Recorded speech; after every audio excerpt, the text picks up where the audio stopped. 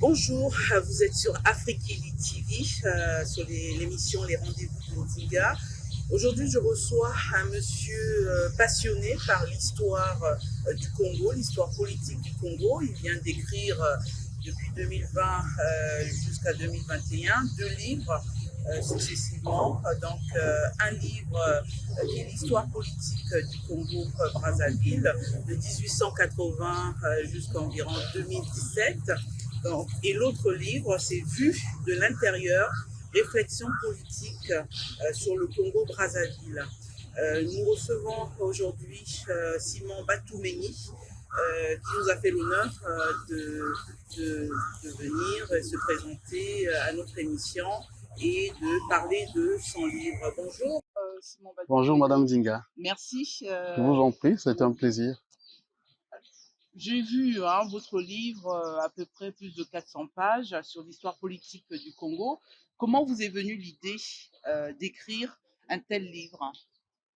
Je dirais que ma démarche correspond à ce que Toni Morrison a si bien décrit. Je le résume en une phrase, hein. Elle a dit, lorsque le livre, si vous ne trouvez pas le livre que vous rêvez d'écrire, de lire, écrivez-le. Donc ma démarche est, on va dire, c'est inscrite dans cette logique-là. Ce livre-là, je suis passionné d'histoire, comme vous l'avez dit, et donc j'ai eu à lire beaucoup d'ouvrages sur le Congo, mais jamais je n'étais tombé sur un ouvrage synthétique où, en un seul volume, on a déroulé toute l'histoire, toute l'évolution de l'histoire de notre pays, de notre peuple, depuis l'origine.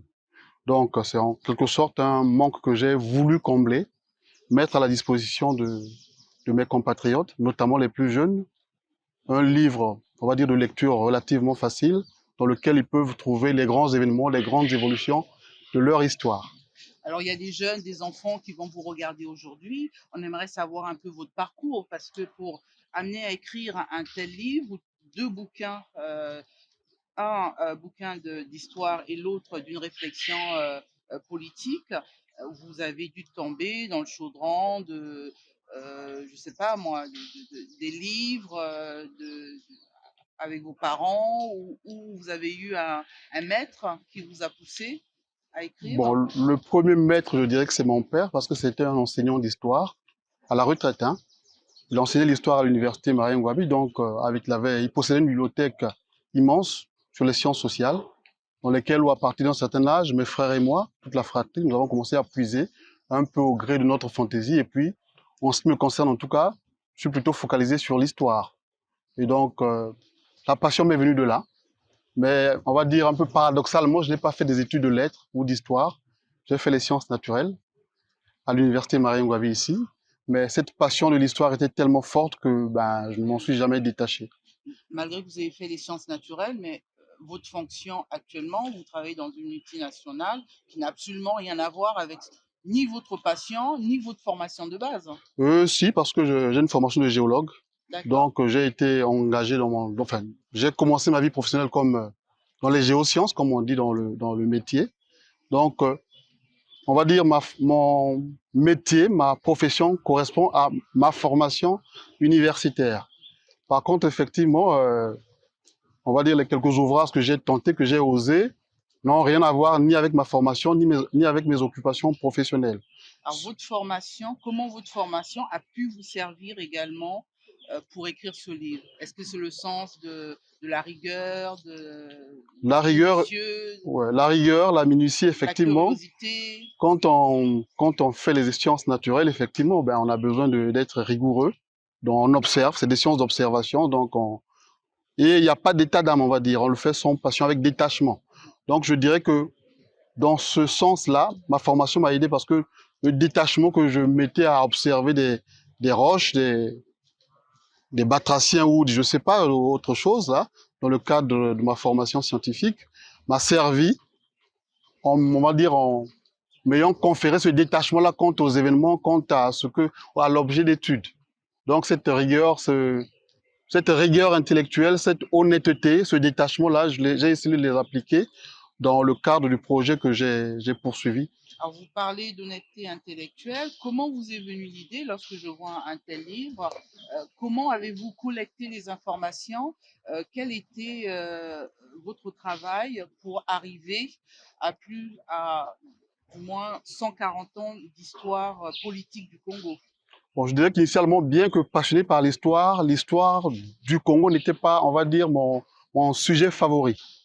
C'était plutôt là, on va dire ce que j'appellerais l'histoire universelle, c'est-à-dire les grandes civilisations, Les les, conquêtes, voilà, tout les ça. personnages marquants de l'histoire, on va dire, universelle. C'était plutôt ça. Et donc, j'ai accroché, on va dire, sur notre propre histoire au moment de la conférence nationale, qui a mis sous nos yeux des personnages de notre histoire qui, jusque-là, n'étaient que des noms, hein, des noms liés à des événements marquants, mais nous ne les connaissions que de noms, on va dire, que de réputation. Donc, la conférence nationale ayant été un moment charnière de l'histoire de notre pays, qui nous a plus presque, on va dire, tous intéressés à la politique et à l'histoire de notre pays.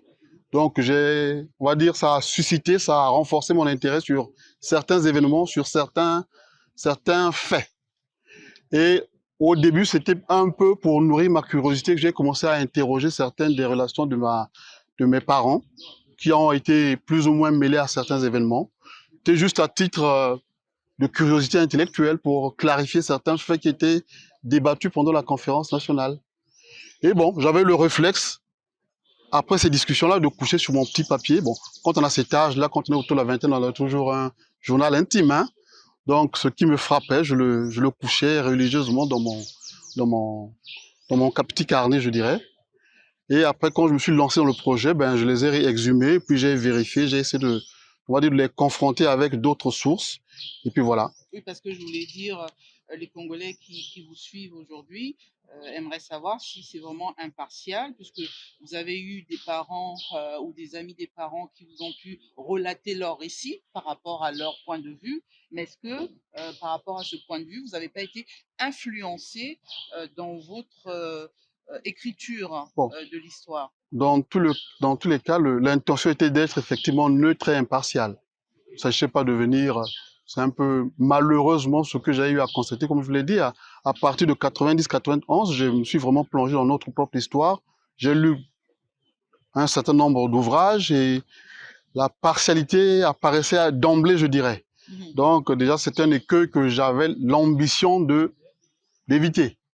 Donc il y avait déjà cette intention-là de ne pas tomber dans Alors, dans, comment vous avez pu avoir les informations? Parce que bon, il y a donc on va dire, ces interviews, si je puis dire, hein, les entretiens avec des protagonistes ou même des témoins des événements.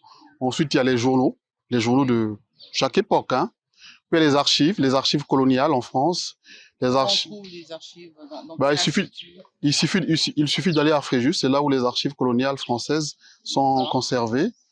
On prend une carte et puis régulièrement on y va et on consulte, on prend des notes, on fait des photocopies. Et puis il y a également les archives diplomatiques de la République française. Il y a également les archives des journaux locaux, Dipanda, Itumba, Mwiti, La Semaine africaine, les journaux étrangers qui se penchaient, qui s'intéressaient vraiment au Congo à chaque époque, hein. Jeune Afrique, Le Monde, Afrique-Asie, et ainsi de suite, quoi. D'accord. Voilà, Donc, donc il y a les vous avez journaux, croisé toutes ces je les ai informations-là pour croisés, je les essayer ai, de sortir une certaine voilà. vérité Et puis il y a la commune. vraisemblance, il y a, voilà. J'ai essayé de, je ne dirais pas que j'ai voulu satisfaire tout le monde. J'ai voulu aller à la vérité autant que je pouvais la reconstituer. Donc il y avait, on va dire, cette ambition d'être impartial et puis d'être aussi exhaustif que possible sans tomber dans le trop dit, on va dire.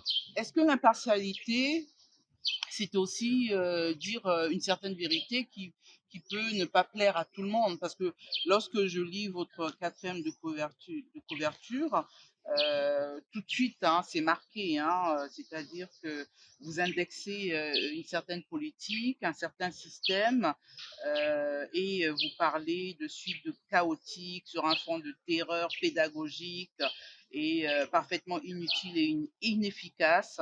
Euh, Généralement, le quatrième de couve, c'est pas l'auteur qui l'écrit, mais vous, en ayant laissé ce quatrième de couve, vous avez déjà un avis très tranché, même si on peut se méprendre parce que dans ce bouquin de plus de 450 pages, vous relatez certains faits de 1880 à 2000. 17. Oui.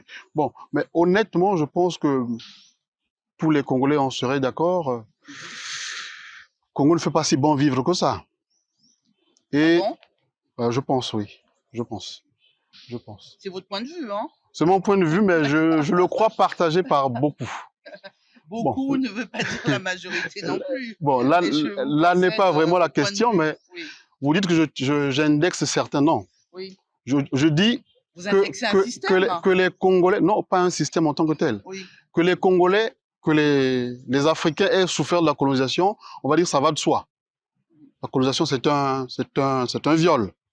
Mais ce qui est plus décevant, c'est que depuis l'indépendance, on n'a pas l'impression que les choses vont mieux.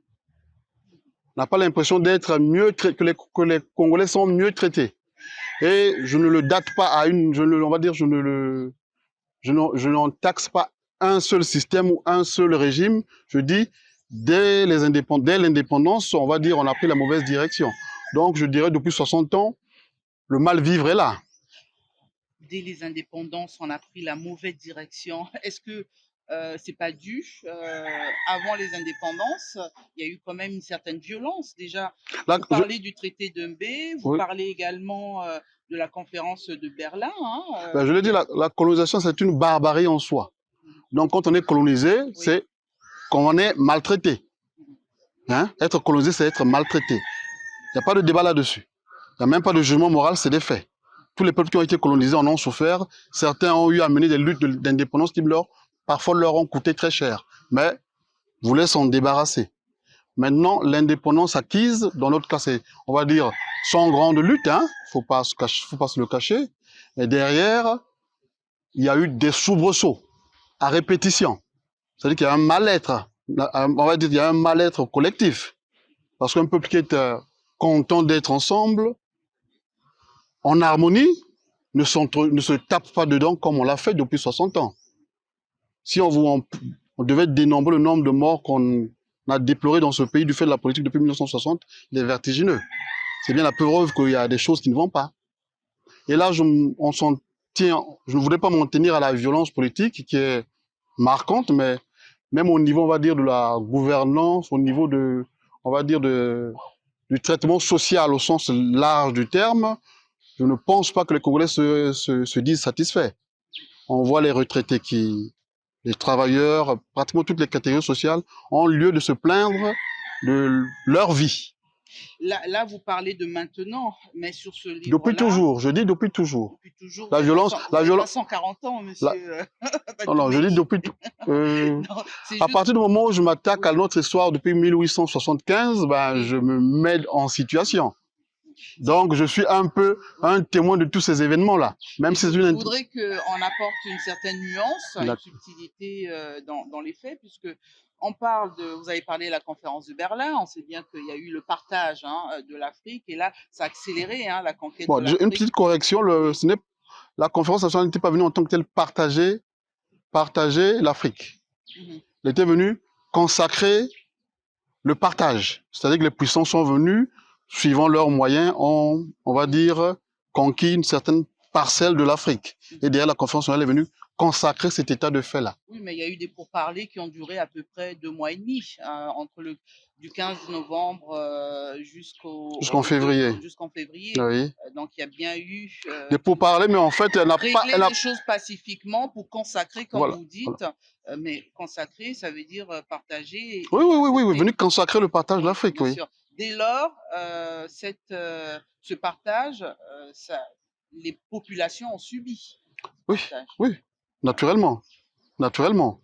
Je ne dis pas qu'au sortir de la colonisation, que ben, les choses étaient parfaites, il n'y avait qu'à. Pas du tout.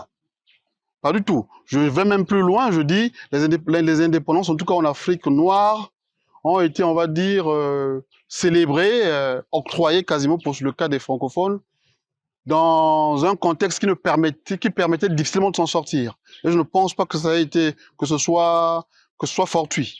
Je suis même convaincu que ben, ils ont décidé de donner l'indépendance dans ces conditions-là pour être eux indispensables. J'en suis convaincu. Donc, mais ça ne nous exonère pas de notre responsabilité. Il s'agit de nos vies, il s'agit de nos pays. Ben, il fallait faire tout ce qu'il fallait Oui.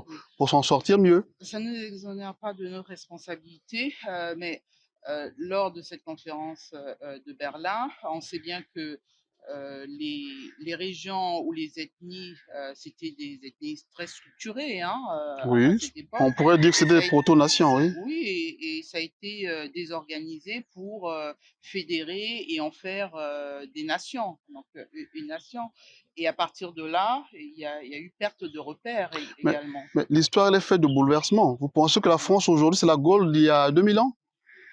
Ils ont eu à subir des invasions, Ils des ont eu à Romains, subir, ils ont eu des 400, Francs, et ainsi de 400 à suite. 1000 ans Mais de turbulences politiques pour arriver c'est à le faire lot, des démocraties qui est même contestée aujourd'hui. c'est le lot de tous les peuples. Mais D'accord. ça ne Donc le vous, Congo suit son cours également. je ne suis, bon, je suis son cours, mais on n'a pas forcément le sentiment que nous allons dans la bonne direction, par contre.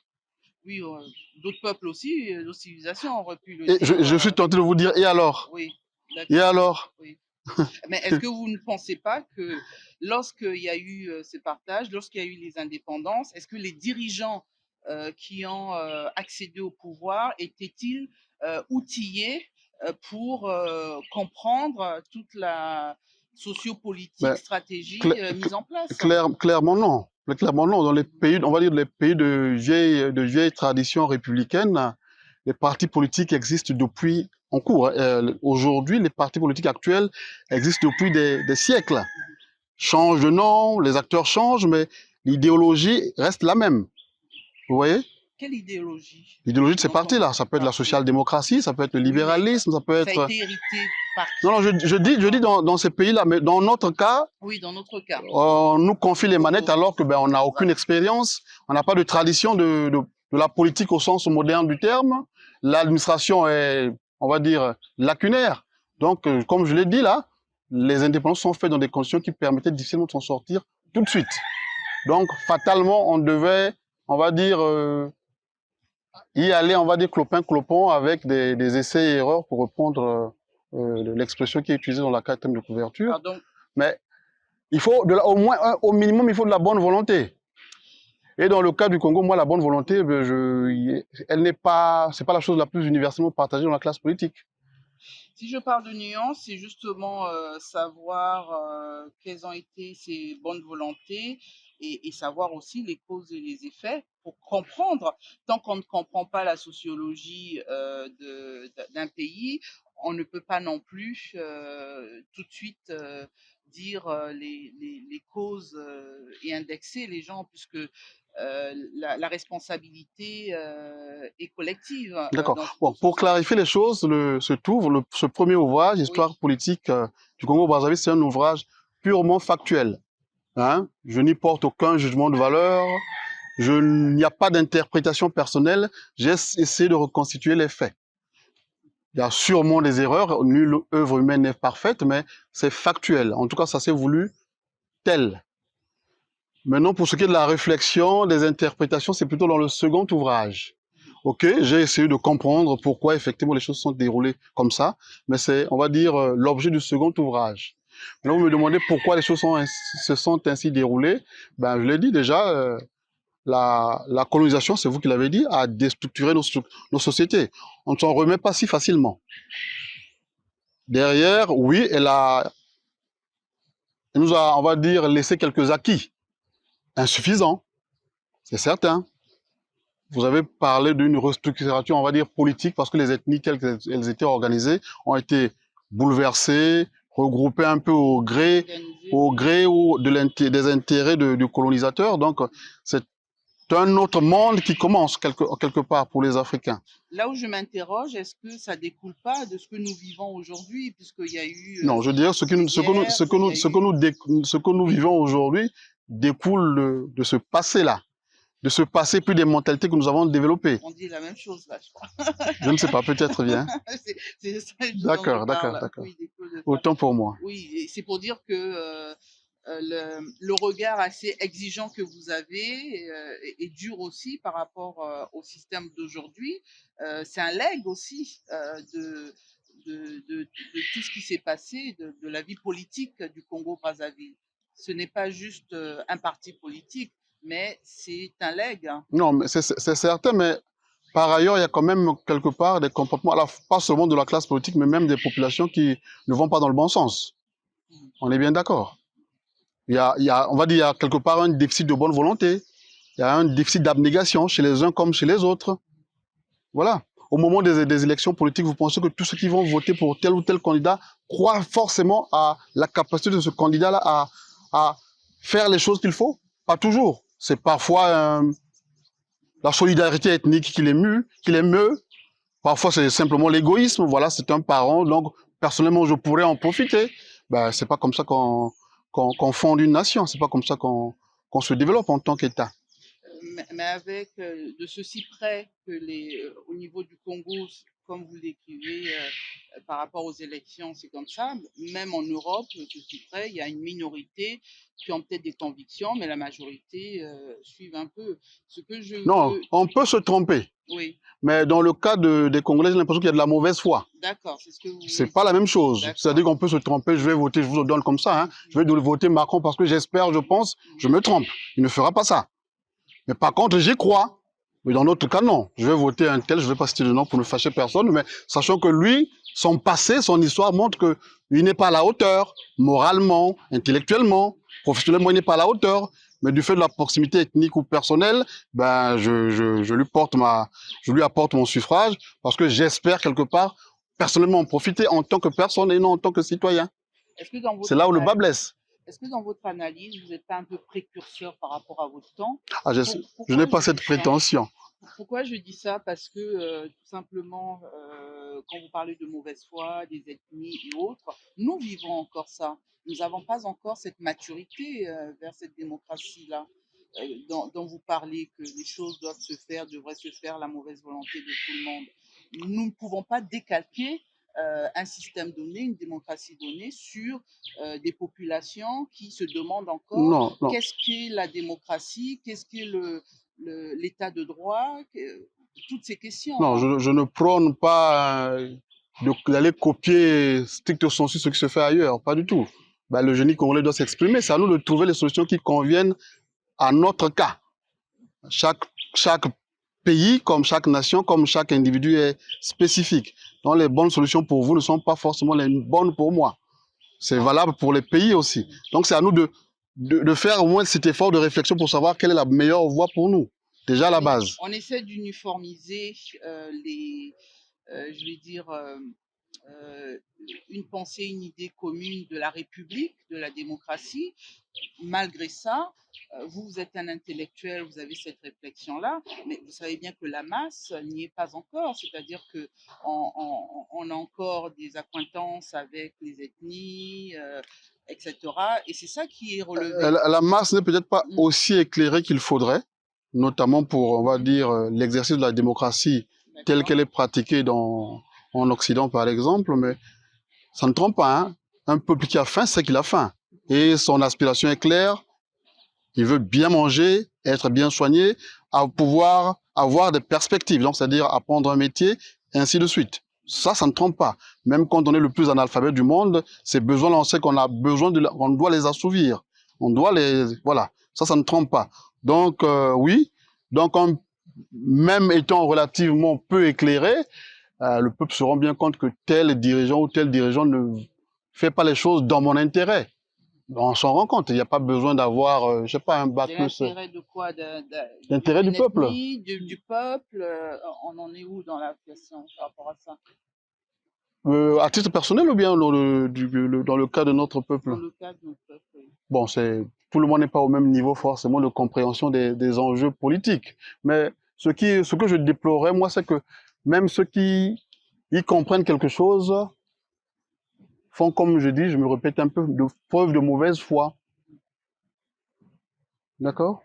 Voilà. Voilà. Quand déjà dans les partis politiques, dans les états-majors des bureaux des partis politiques, il y a en général, c'est des gens instruits, des gens calibrés intellectuellement. Pourtant, ils n'y vont pas pour des raisons idéologiques. Pas du tout. C'est ça, quand on écoute le discours, un penseur, un intellectuel et un politique. Non, là, un politique se doit d'être conséquent. C'est vrai que le politique, il est assez pragmatique par essence, mais il doit être conséquent. Moi, je serais libéral, je ne vais pas m'enrôler dans un parti communiste. Ça n'aurait aucun sens. Pourtant, c'est ce qui se fait ici chez nous. Est-ce que vous pensez Des gens qui, dans leur démarche personnelle, sont plutôt, on va dire, des libéraux, qui sont dans les partis sociaux-démocrates ou même socialistes. Bon, les partis communistes, il y en a de moins en moins, mais on le voit. On le voit. Est-ce que vous pensez que sur le champ politique, hein, la structuration du champ politique, la ligne n'est pas encore claire dans le sens où la majorité des partis, ce sont des partis à ethnie, plus ou Oui, moins. oui, mais je dirais le champ politique, au contraire, je trouve qu'il est même très, très structuré. Il est structuré depuis 60-70 ans. En fait, notre champ politique s'est structuré à partir de 45-46. Et dans le bon sens ou dans le mauvais sens? Bon, le problème, c'est qu'ils ne se sont pas structurés sur une base idéologique.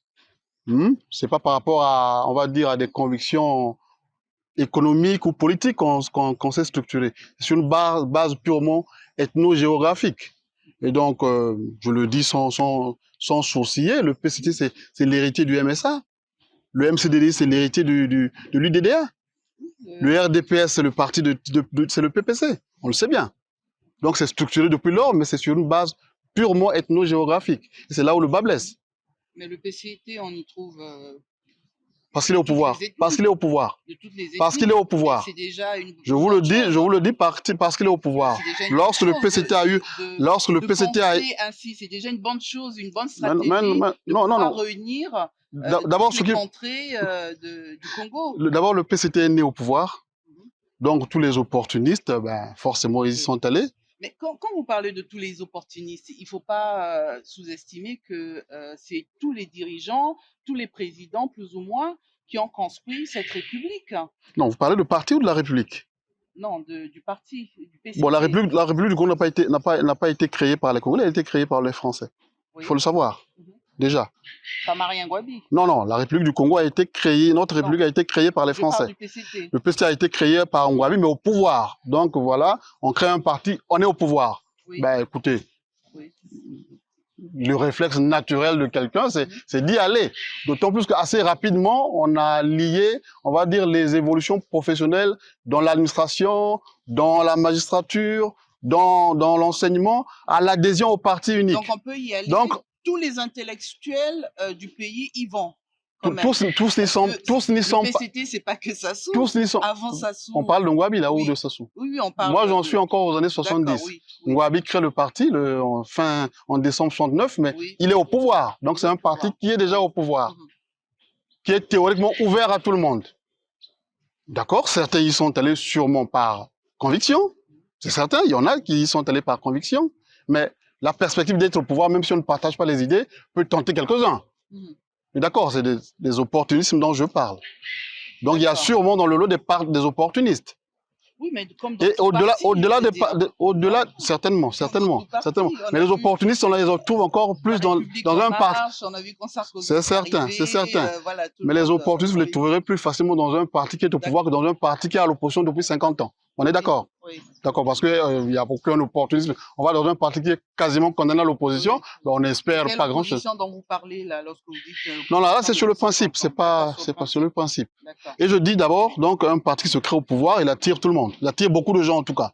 Des gens qui... Est-ce que c'est la faute de ce parti-là? Ou bien c'est tout à fait naturel d'un parti que de pouvoir... Je ne dirais pas que c'est la faute de ce parti-là, mais je dirais que c'est un état de fait qui est peut-être déplorable.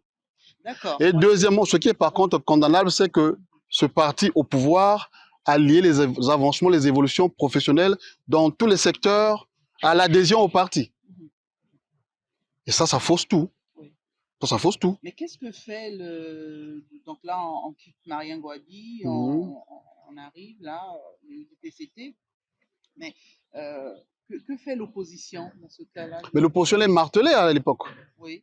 L'opposition est martelée. D'abord, l'opposition, déjà, le parti est consacré par la Constitution. Donc, quand on ne partage pas les idées on n'adhère pas aux idées de ce parti-là, on est condamné à se taire, même quand on a des choses à apporter. Oui. Et qui n'adhéraient pas à ces idées Bah, il y en a certainement. Bah, ceux qui ont tenté des coups d'État, j'imagine, n'étaient pas tout à fait en phase avec les idées du parti. Aussi peut-être mettre en place un parti où ils Bah, adhéraient de par la Constitution, ils ne pouvaient pas.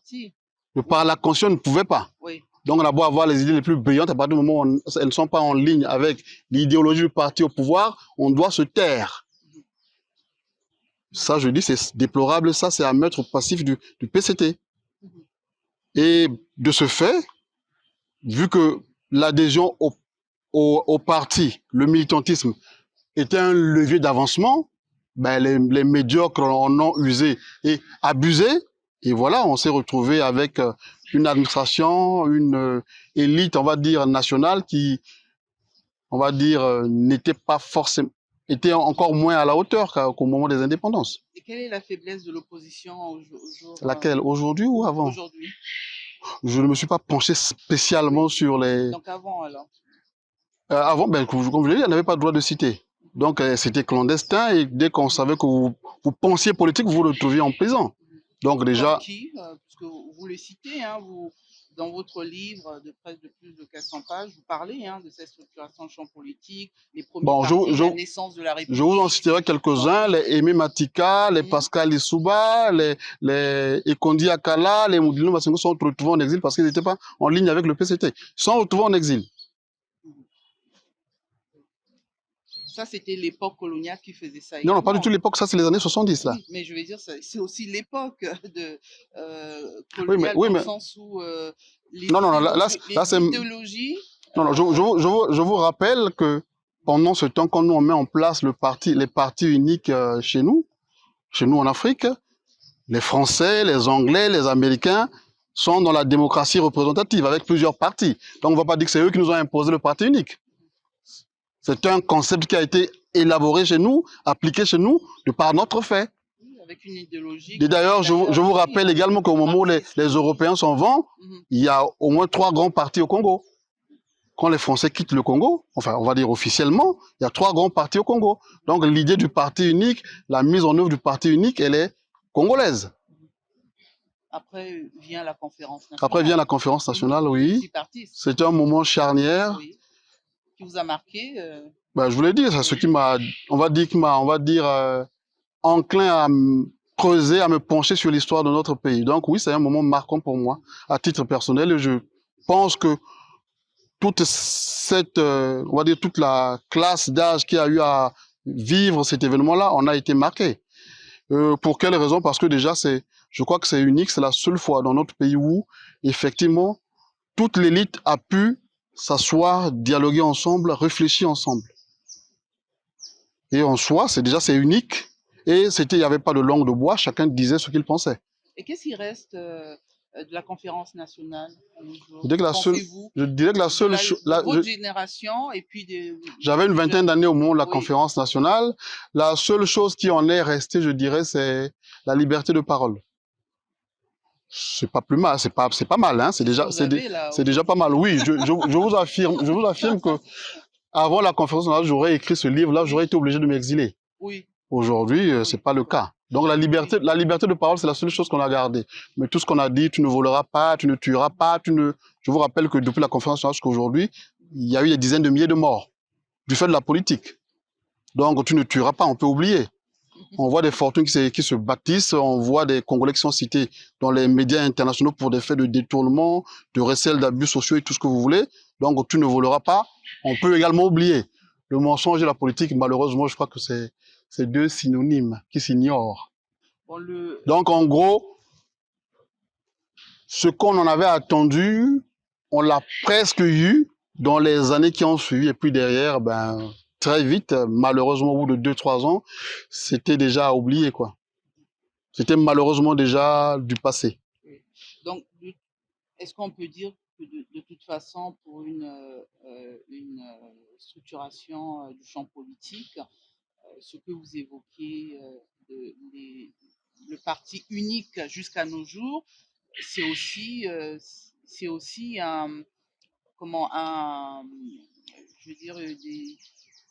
une évolution naturelle le parti unique. dans ce contexte. C'est une évolution naturelle Je ne sais pas si la nécessité historique on passait par là. Oui. Je pense. En soi, je ne condamne pas l'idée du parti unique. Je dirais même que, en tout cas, aux indépendances, dans les années 60, le nombre de gens réellement instruits qui étaient à même de comprendre les enjeux politiques dans nos pays, tous, hein, pas que le Congo, RDC, Cameroun, ou que vous voulez, Sénégal, le nombre de gens qui pouvaient y comprendre quelque chose était extrêmement réduit. Donc déjà, de ce point de vue-là, s'il avait fallu rester chacun dans son coin, ça limitait le nombre de gens qui pouvaient accéder, on va dire, aux responsabilités, ça ne nous aurait pas aidé. Ce que je conteste de la pratique du parti unique chez nous, c'est l'intolérance qu'on y avait mise. C'était exclusif, c'était réservé à certains, et ceux qui ne partageaient pas les idées forcément, on leur tapait dessus. Non, c'est pas nouveau, c'était ça le parti unique. Dès 64, dès qu'on a créé le parti unique, ça a été, dès qu'on ne partage pas ces idées-là, on vous tape dessus. C'est un peu dans les autres peuples, on a vu au même moment les politiques se mettre en place. On a vu au Cameroun, les Aïdjo, les Fouette-Boigny au niveau de la Côte d'Ivoire, au Sénégal, Mamadou Dia ou un Léopold Sédar Senghor. Le seul qui n'avait pas été mis en place. Vous savez, on parle de mort, on parle de destruction là. Hein? Donc oui, les autres ont fait comme ça, donc nous finalement, bon, non, il ne s'agit pas de ça. On a détruit des vies. Sur la base, on va dire en se fondant sur le parti unique qui avait le monopole de la vérité, du patriotisme. C'est de ça qu'il s'agit. Donc moi je ne dis pas, bon, les Camerounais aussi ont fait pareil, donc bon, c'est moins grave. Non, c'est grave. Parce que la jeunesse puisse, c'est pour ça qu'on a besoin de nuances pour cette jeunesse-là, oui. Pour pas que la colère s'installe forcément, mais pour comprendre la sociologie politique d'un pays, il faut comprendre aussi son époque, et son époque participe aussi à d'autres structurations du champ politique dans d'autres pays, puisque oui, vous avez raison. Oui, c'est certain que ça s'inscrit dans un contexte plus général parce que la plupart des pays d'Afrique noire ont opté pour le parti unique à l'époque. Oui.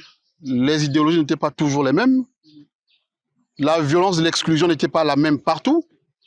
Mais ça reste négatif quand même. Hein. La question que je me posais, est-ce que s'il n'y avait pas un parti unique, est-ce que le Congo aurait peut-être évolué autrement? La politique fiction et moi, en général... Parce qu'on parle des dirigeants qui n'étaient pas forcément outillés. Oui, on tape sur le parti unique qui a structuré pas mal de politiques. Disons que je dirais mais est-ce que, imaginons... c'est certain que si on avait fait des choix différents, la suite aurait été différente. Meilleur, je n'en sais rien. Comme je dis, la politique fiction, j'ai toujours un peu de mal à la faire. Oui, si on avait fait des choix différents, les choses auraient été différentes. Meilleur, ça, je vous avoue que je ne sais pas. Et je répète, je ne suis pas par principe contre le principe du parti unique en soi. Je dis dans ce contexte-là, le parti unique avait sa justification. C'est cette prétention à être les seuls détenteurs de la vérité du patriotisme qui a causé des problèmes, je dirais. Des problèmes. Oui. On voit aussi, par exemple, un Sékou Touré qui n'était pas pro-français à cette époque-là et qui s'est retourné, on a dit, c'est un dictateur ensuite, après. Bon, je pense que des morts, il en a laissé quand même, hein, Sékou Touré, non? Non, c'est pour dire qu'au départ... non, mais il n'est pas fatal de devenir dictateur. Moi, Senghor n'a pas laissé être arrivé au pouvoir. Sédar Senghor est arrivé au pouvoir. La bonne foi dont vous parlez, la bonne foi au départ d'un Sékou Touré, par exemple, n'empêche que ça peut se tourner autrement. Non, mais attendez, la bonne foi, ça veut dire quand même une certaine dose de désintéressement. D'accord? On est prenant plus... Désintéressement à quoi?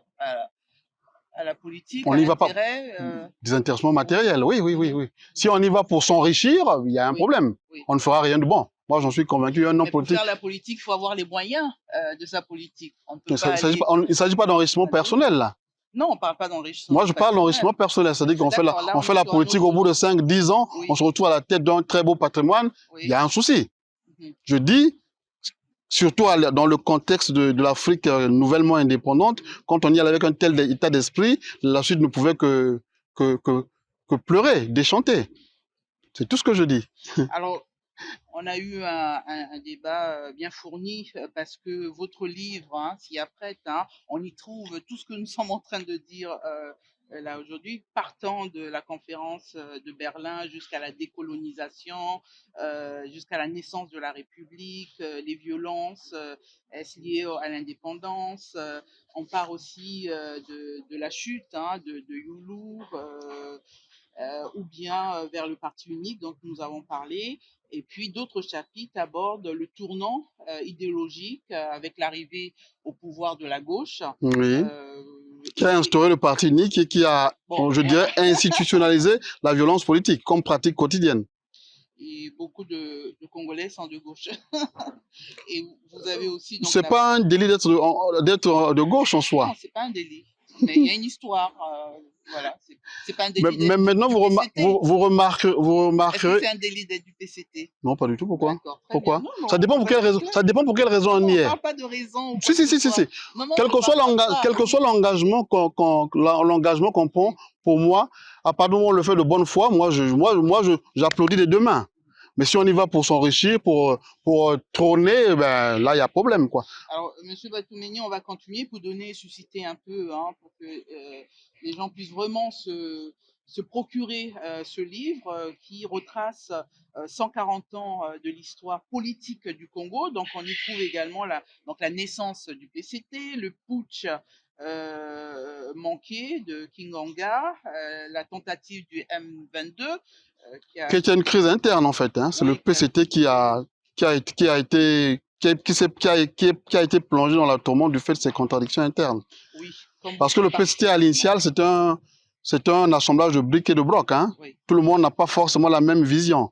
Oui, mais et il faut essayer d'uniformiser. Le problème, c'est qu'ils l'ont uniformisé dans la violence, quoi. Oui. C'est pas un débat d'idées qui a permis de dégager une vision commune, mais voilà, ils se sont rentrés dedans. Et malheureusement, je dirais, la conférence nationale était censée justement dégager une idée commune et finalement... Non, pas forcément, je ne pense pas. C'est pas comme ça que moi je l'avais compris. Pas comme ça que je l'avais compris. Pour moi, la conférence n'était pas là pour dégager une vision commune. Non, c'était pour définir un cadre on va dire, de la pratique politique. Définir, on va dire, les grandes règles, le cadre, quoi, le contexte dans lequel la compétition politique, la pratique politique devait s'inscrire. Maintenant, derrière. Donc, ça permettait à chacun d'avoir sa vision et ça donnait à tous d'avoir la possibilité de dire leurs mots. Oui, chacun a eu la possibilité de dire leurs mots. Sauf que malheureusement, ils ne se sont pas tenus au débat d'idées. Oui. Ils sont allés à la violence, à la confrontation armée. Qui a fait reculer le pays de plusieurs décennies, qui a coûté des milliers de morts et qui derrière, aujourd'hui, on va dire, nous entraînons quand même quelque part les séquelles. Vous abordez aussi dans le chapitre 4 le procès de Marien Ngouabi, le renouveau du PCT, la refonte des institutions. Ensuite, on aborde le plan quinquennal, l'affaire Kieranga, etc., etc. Donc ça, c'est dans l'histoire politique. Ça ne s'arrête pas là. Hein. Il y a la conférence, il y a la pré-conférence nationale. Oui, je ne peux pas tout citer. D'accord. Le livre va jusqu'à 2017, comme vous l'avez dit. Donc, oui, de 1880 à 2017. Ouais, j'ai essayé de traiter toutes ces périodes-là aussi profondément que je l'ai pu. D'accord. Sans langue de bois, sans parti pris, j'espère. Oui. Alors, votre premier ouvrage, l'histoire politique du Congo-Brazzaville, c'est sorti en 2020. Et vous avez votre deuxième livre, Vue de l'intérieur, réflexion politique sur le Congo-Brazzaville. Donc, c'est normal qu'en se mettant dans la peau d'un historien, se découle immédiatement un politique en vous. Parce que là, c'est une réflexion personnelle que vous apportez. C'est une réflexion par rapport à un système donné qui est en faillite, que vous dites. C'est pas seulement le système politique qui est en faillite. Je dirais que notre nation est en faillite. Ce n'est pas une crise parce qu'une crise c'est quelque chose de sporadique, d'épisodique. Dans le cas du Congo, depuis 60 ans, je dis la nation est en crise. Elle n'arrive pas on va dire, à décoller. Donc j'essaie de comprendre pourquoi dans le second ouvrage. Est-ce que vous avez compris, c'est le PCT qui est la cause? Pourquoi le PCT? Il y a Je pose la question. Non, non, du tout. D'accord. Il y a la sociologie, le PCT, Oui. le PCT intervient dans la sociologie du pays, on va dire, à la marge. J'exagère un peu, mais à la marge. Hein? Si les gens croient au mari de nuit, c'est pas du fait du PCT. On est bien d'accord. Si les gens pensent qu'en allant chez le marabout, il va devenir subitement riche, ça n'a rien à voir avec le PCT. Ça, c'est notre sociologie. On croit, on va dire, aux solutions miraculeuses. Et ça, c'est déjà un problème en soi. Parce que, en tout cas, c'est mon point de vue, on progresse, on évolue par la réflexion, par le travail. Pas par, je sais pas, en manipulant des choris ou je ne sais quoi. Mais vous parlez de la dégradation de l'école publique Oui. due justement à ce système, au système dont, Ben, dont on va dire, la dégradation, on va dire, de... PCT. Ah, je ne sais pas pourquoi, Non. pourquoi vous faites une fixation sur le PCT. Non, La dégradation de notre sphère publique, qu'il s'agisse de l'administration, des services sociaux, oui. de l'école, Oui. voire de l'armée quelque part, enfin de la force publique quelque part, elle est partie de l'indépendance. Le PCT arrive 10 ans après. À un moment, il a perdu le pouvoir. Aujourd'hui, il est plus ou moins obligé de composer avec certains partis qui tournent autour de lui. Donc, tout n'est pas à mettre au passif du PCT. Je dis, dès le début, il y a eu des mauvais choix. Dès on va dire, les premières années de l'après-indépendance, il y a eu de mauvais choix, ça s'est enchaîné. Il y a eu comme ça, on va dire, quelque part, on s'est mis sur une pente déclinante et on n'a jamais pu redresser la conférence nationale a eu ce mérite-là de tenter, en tout cas, d'essayer de réfléchir à des solutions, on va dire, globales et spécifiques. Manifestement, ça n'a pas porté. Est-ce que c'est pas Mais maintenant, le PCT a, sur les 60 ans d'histoire de notre pays, le PCT est aux commandes sur 45 ans, voire 50 ans. Donc, forcément, il est comptable de l'état du pays. Le plus gros responsable de l'état du pays, qu'il soit positif ou négatif, c'est le PCT. Forcément. Les autres régimes ont eu des périodes très, très brèves on va dire, d'exercice du pouvoir. Les autres régimes autres ont été aussi un marqueur qui perdure, qui persiste jusqu'à aujourd'hui. Comment vous trouvez? Vous pensez qu'il y a un héritage de Massamba Déba dans ce pays? Ou de Youlou? Oui, il ne me semble pas. De 1958, les guerres qu'il y a eu, les guerres fratricides, oui, ça perdure jusqu'à aujourd'hui. Si on adhère à ma thèse initiale où le PCT c'est le MSA, le MCDD c'est l'UDDA, le RDPS c'est le PSA, certains de ces grands ensembles initiaux se sont plus ou moins fractionnés. Oui, on va dire oui. À l'époque, je dirais que c'est le PCT vieille version qui a affronté le MCDDI vieille version. Oui, on peut le dire comme ça. Mais les acteurs ne sont pas tout à fait les mêmes. Hein. Le président Youlou, le président Opango, le président Tchichele, Kikungangot ne sont plus. Oui, c'est d'autres. C'est violent aussi hein, à l'époque. Oui, c'est eux qui ont initié cette violence politique. Est-ce qu'aujourd'hui vous pouvez être au PCT? Moi? Oui. Non, je n'ai pas l'esprit militant. Donc, adhérer à un parti, ça me serait difficile. J'ai une telle liberté de temps que je pense qu'au bout de quelques semaines, je serais viré. Qu'il s'agisse du PCT ou d'un autre mouvement. Hein. Alors, j'invite... non, ma contribution à moi, à mon pays, elle passe plutôt par la réflexion. Oui, quoi. Bien sûr. Voilà. Il n'y a pas de copyright. Hein. Si quelque acteur politique pense qu'il y a des choses à y prendre, c'est toute liberté. J'en serais même flatté. Dans tout comité politique, il y a les penseurs. Hein, j'espère, hein. J'espère. Mais savez. Oui, j'espère. Non, pourquoi je dis j'espère? Parce que dans ma perception, un parti politique, c'est un laboratoire d'idées avant tout. Oui, mais vous pouvez apporter cette laboratoire d'idées avec de l'intérieur, je peux avancer. D'accord. Je disais que dans ma perception, un parti politique, c'est avant tout un laboratoire d'idées. Hein, un parti est là pour concevoir des solutions. Dans notre cas, les partis sont des instruments de conquête ou de conservation de pouvoir. Donc déjà, dans mon cas, j'aurais du mal à rentrer dans ce genre de moule. Ça, c'est une chose. Deuxième chose, comme je l'ai dit, la discipline de parti, je crois que j'aurais du mal à m'y tenir. Quelque parti que ce soit. J'ai une liberté de temps, j'aime être, on va dire, libre de penser, de croire, de creuser dans toutes les directions. Et je n'ai pas d'ambition politique particulière. Hein. Je ne brigue aucun mandat, aucun mandat politique. Mais pourtant, lorsqu'on voit la préface, vous avez un maître à penser, Dominique Ngoy Ngala, Mhm. qui fut de l'UPADS, c'est ça? Je ne sais pas s'il avait adhéré à l'UPADES, mais ami de Lissouba? On a le droit d'être amis de. Non, mais c'est D'ailleurs, pour juste je ne sais pas si je ne connais pas forcément si ses amis. pris comme, Non, je ne connais pas forcément ses amitiés, mais d'abord c'est un universitaire marquant de notre pays. Ça c'est la première raison. Oui. Il fait partie des universitaires dans notre pays pour qui j'ai de l'estime, de la considération. On le dit un peu aigri par rapport au PCT, par rapport au système en place. D'accord, mais j'ai pas eu à le constater. Ça c'est la première raison. Deuxième raison, je sais pas s'il faut le dire, mais il y avait quand même quelque part une proximité personnelle avec lui. Voilà ce qui m'a enclin à le prier de faire la préface. Et qui vous aurait pas orienté vers... Non, quand je lui ai demandé de faire la préface, le livre était écrit. Il a eu à me faire des suggestions, mais qui étaient purement, on va dire, d'ordre intellectuel ou littéraire. Et donc l'extrait qu'on trouve en 4e de couverture, c'est un des extraits de la préface. La 4e, ouais, ça a été extrait de la préface, oui. Très bien. Je vous remercie. Mais je l'endosse parfaitement, hein, la 4e de couverture.